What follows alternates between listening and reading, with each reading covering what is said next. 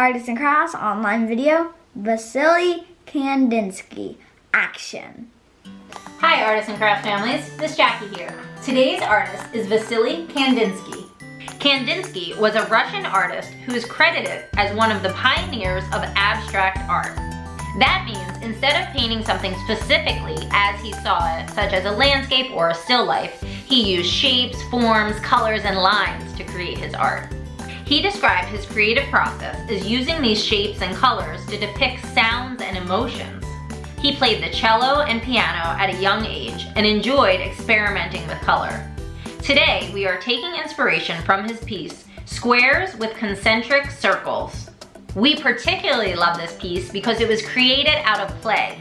He was doing a small study on color combinations and how they work together. For today's project, you'll need construction paper in all the colors, scissors, a Sharpie, glue, and things to color with. You can use crayons, markers, or oil pastels.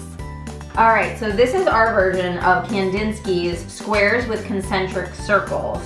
And the fun part about it, Georgia, is this was actually his color study. So he was trying out different colors next to each other to see which ones he liked together.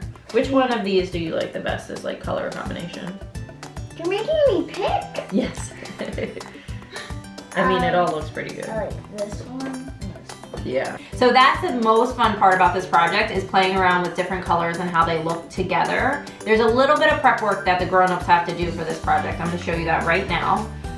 Starting with our canvas. So you're going to use white construction paper because it's a nice big size, and we're going to fold it a couple times. So you want to try to do it with me? Yeah. So first you're going to hold it horizontally and then fold it. Hot dog.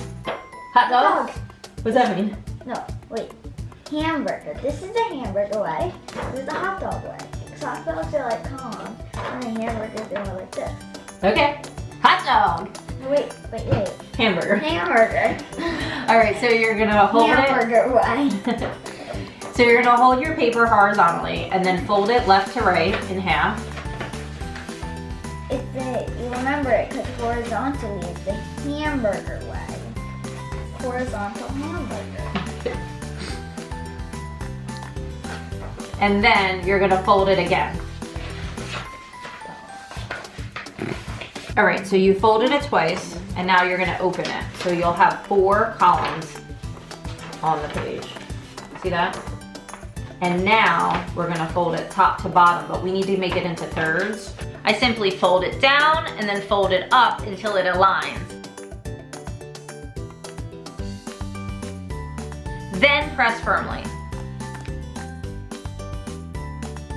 Now unfold it. And now I'm just going to trace those lines with a Sharpie. Oh, that's so much easier. I thought we were going to have to draw the whole thing. It's like, how'd you get those perfect lines? And I don't worry about it being perfectly straight. If you wanted to use a ruler, you could, but I think this is good enough. Perfect. So you'll want to do that ahead of time before you start the project with your kiddo. But this will be your canvas. The next step in prepping this project for your kiddo is to cut out all the circles. So the nice part about Kandinsky's artwork is they weren't perfect circles, so you don't have to worry too much about it being like an equal circle. You just want to make sure that it fits inside the square. So you're looking to get it about 2.5 inches in diameter or less. But don't worry too much because you could always trim them later. So when I cut my circles, I usually just fold my paper a couple times so that instead of just cutting out 1 circle, I cut out 4 circles. Oh, that's so smart. Cut it like this, and then kind of wing it.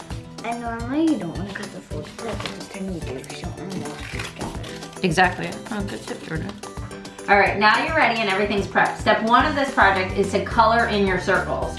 We love oil pastels, so that's what we use in our example. But we're also going to show you what it will look like if you use crayons or if you use markers. Many kiddos will love coloring the blue circles blue and the red circles red. But know that if your kiddo wants to color the red circle blue, that's completely fine too. They are the artists and we promise it will look beautiful no matter what. And, Kandinsky, he experimented with colors, which means he like put different colors together. So if you put like different colors on top of each other, you can like, try to figure out what it looks like or what it ends up like. Yeah, exactly. And the reason we're doing this, well, one, it's fun to like match up the colors, but also it gives it a little bit more interest and it almost makes it look like a painting. This is also a fun opportunity to practice doing a circle motion while they color. So essentially, if you're gonna do it like ours, we have 3 circles, and test George's math. We have 3 circles in each square and there are 12 squares. How many circles will you need? 3 times 12. 36. Yes! So you'll roughly need 36 squares. Now, you don't have to do 3, you could always do 2 if you'd like, but we thought 3 looks pretty nice. Wait, you mean you only need 36 circles? Oh yeah. 36 squares.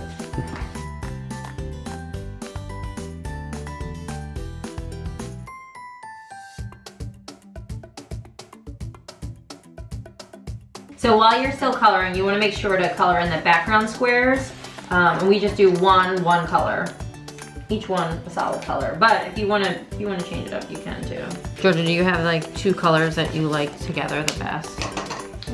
Yellow and green. Oh. Or yellow and pink, or yellow, pink, and orange. Ooh. Very citrus of you. Very Isaac Mizrahi of you. So once you've colored in about 36 circles and you have your background squares colored, or if your child is done with the coloring part, it's time to move on to part 2, which is arranging your circles and gluing them down. So before we actually bring out the glue, I like to stack my circles on top of each other to see just how I want them, and then glue them down afterwards. Now is the time to play around with color combinations. Layer different colors together and see which ones you like the best. That's what Kandinsky was doing when he made his artwork, and it's fun to do it yourself too. This is also the part where you might have to trim some of your circles so that they stack on top of each other nicely. Voila! Ooh! I like it, Georgia. Once you have everything laid out where you'd like it to be, now start gluing. We like using white glue because we find it easiest at this age. And if you're using oil pastels, the white glue is best.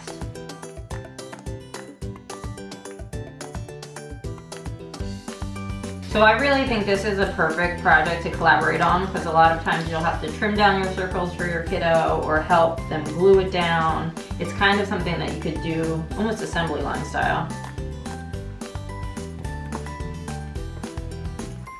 And there you go, your own Kandinsky-inspired color study in circle form.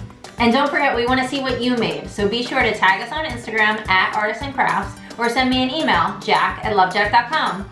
And we'd love to invite you to join us in our live Zoom classes. We're currently teaching Wednesday afternoons at 3:30 and Thursday mornings at 10 a.m.